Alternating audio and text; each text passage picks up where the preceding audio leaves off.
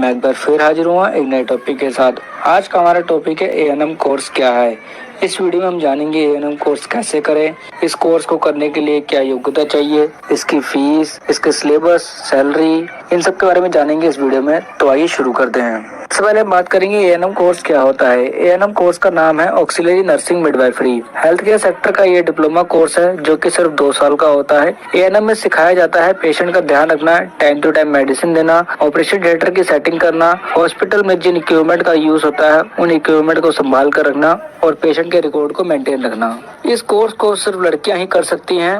इस कोर्स को करने के बाद गांव में भी बहुत सारी नौकरी मिल जाती है। बात करते हैं एएनएम कोर्स करने के लिए हमारे पास क्या जरूरी योग्यता होनी चाहिए। तो योग्यता की बात करें तो 10+2 पास होना जरूरी है। 12th में आप साइंस से आर्ट्स स्ट्रीम से भी कर सकते हैं और 12th में कम से कम 45% मार्क्स होने चाहिए। एज लिमिट की बात करें तो इस कोर्स को करने के लिए आपके 17 साल से लेकर 35 साल तक होनी चाहिए, तभी आप इस कोर्स को कर सकते हैं और एएनएम कोर्स में डायरेक्टली एडमिशन मिल जाता है। बात करें इस कोर्स की फीस के बारे में तो एएनएम कोर्स की फीस सभी सरकारी और प्राइवेट कॉलेज में अलग अलग होती है।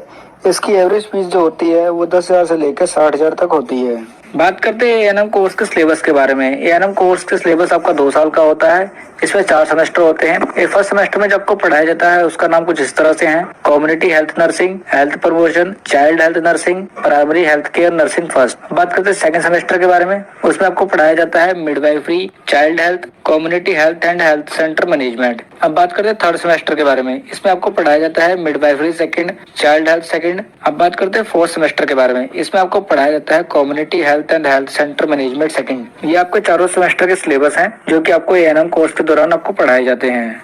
आगे इस वीडियो में हम बात करने वाले हैं एएनएम के स्कोप के बारे में, मतलब कि आप एएनएम करने के बाद कौन कौन सी जॉब कर सकते हैं। बात करते हैं फर्स्ट स्कोप के बारे में। ICU nurse. ICU nurse specially ICU विभाग में काम करती है। आईसीयू में काम करने वाली नर्स के पास कई जिम्मेदारियां होती हैं और उन्हें कई चैलेंज का सामना करना पड़ता है। इसलिए हॉस्पिटल में अलग अलग प्रमाण पत्र की जरूरत होती है। इससे ये प्रूफ हो कि आप एक बेस्ट आईसीयू नर्स हैं। बेसिकली एक आईसीयू नर्स को 4 अलग अलग सर्टिफिकेट की जरूरत होती है। अगर आपके पास सर्टिफिकेट है तो आपको एक अच्छी सैलरी मिल सकती है। ये सर्टिफिकेट तभी मिलते हैं जब 2 साल का एक्सपीरियंस हो जाता है। आईसीयू नर्स बनने के लिए एएनएम, जीएनएम या बीएससी नर्सिंग कंप्लीट करनी है और एक रजिस्टर्ड नर्स बनना है। इसके बाद ही आप आईसीयू नर्स बन सकते हैं। इसकी आपकी सैलरी जो होगी आईसीयू नर्स की, उसकी एवरेज सैलरी होती है 2.5 लाख से लेके 3 लाख तक पर ईयर होती है। बात करते हैं सेकंड स्कोप की। Registered nurse. एक रजिस्टर्ड नर्स पेशेंट को केयर प्रोवाइड कराती है और हेल्थ केयर प्रोफेशनल की हेल्प करती है, जैसे कि डॉक्टर या फिजिशियन। वो रजिस्टर्ड नर्स बनते कैसे हैं? रजिस्टर्ड नर्स बनने के लिए नर्सिंग से रिलेटेड कोई कोर्स पूरा करना है, चाहे बीएससी नर्सिंग हो या फिर जीएनएम, एएनएम या एडीएन। नर्सिंग प्रोग्राम पूरा करने के बाद आपको एक एग्जाम देना है जिसका नाम है नेशनल काउंसलर लाइसेंसर एग्जामिनेशन, जिसे शॉर्ट में NCLEX कहते हैं। जो कैंडिडेट इस एग्जाम को पास कर लेते हैं उन्हें नर्सिंग का लाइसेंस मिलता है। कई नर्स कोर्स कंप्लीट करने के 1 मंथ बाद ही NCLEX का एग्जाम देती हैं, जो एक बार में इसे पास नहीं कर पाते हैं।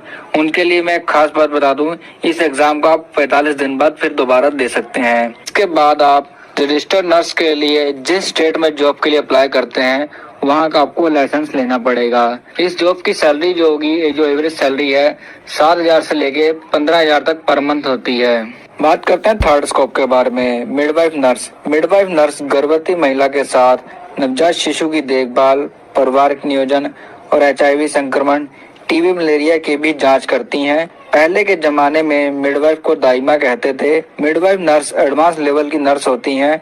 मिडवाइफ नर्स बनने से पहले वो रजिस्टर्ड नर्स बनती हैं, फिर नर्स में ग्रेजुएशन पूरा करते हैं। नर्सिंग मिडवाइफ के लिए सबसे कॉमन नर्सिंग डिग्री है DNP और MSN। इसमें कोई भी डिग्री कंप्लीट करने के बाद CNM सर्टिफिकेट एग्जाम पास करना होगा।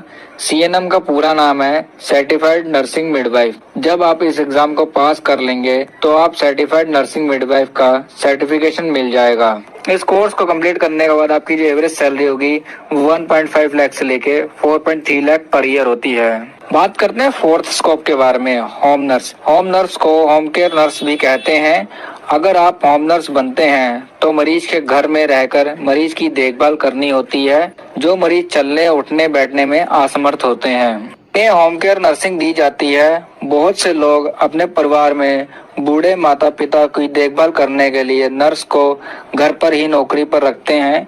इनका काम होता है मरीज को टाइम पर मेडिसिन देना, उनका हेल्थ चेकअप करना, जैसे बीपी, टेम्परेचर, हार्ट बीट, ये सब काम होता है। इनकी सैलरी की बात करें तो इनकी सैलरी लगभग 10,000 से लेके 20,000 तक पर मंथ होती है। करते हैं फिफ्थ स्कोप के बारे में, मिलिट्री नर्स। अगर आप मिलिट्री नर्स बनते हैं तो आपको मिलिट्री हॉस्पिटल में जॉब मिलेगी, जहां पर आपको हमारे देश के सिपाहियों का इलाज करना होता है। जिस तरह हमारे देश के सिपाही सेवा में हमेशा तैनात रहते हैं, वैसे ही मिलिट्री नर्स भी हमारे देश की सेवा करते हैं। वहां पर हमारे देश के घायल सैनिकों का इलाज करते हैं।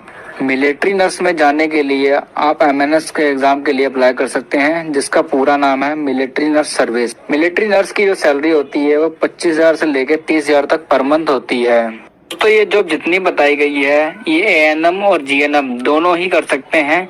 अगर जानकारी अच्छी लगी तो चैनल को सब्सक्राइब करें। Thank you for watching this video.